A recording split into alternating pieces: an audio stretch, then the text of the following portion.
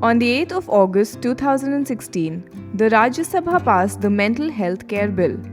This is supposed to replace the Mental Health Act 1987, which repealed the draconian Indian Lunacy Act 1942.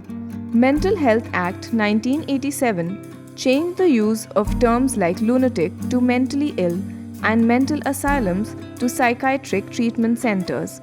The Indian Lunacy Act 1942 was harsher in terms of implementation and laws revolving around treatment of mentally ill persons.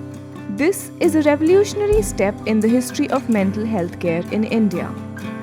Reasons for this? The bill decriminalizes suicide.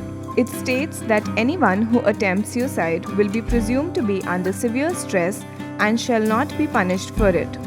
It also changes the legal definition of a mentally ill person.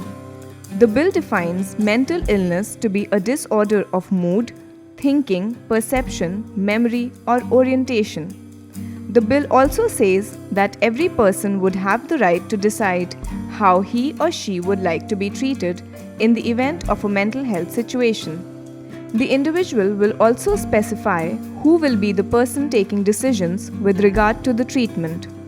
It guarantees equal access to mental health care and treatment by the government.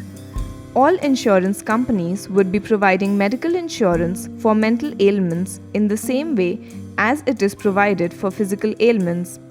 There are no official figures, but it is estimated that 6 to 7% of the country's population suffer from mental disorders and 1 to 2% suffer from severe mental disorders like schizophrenia.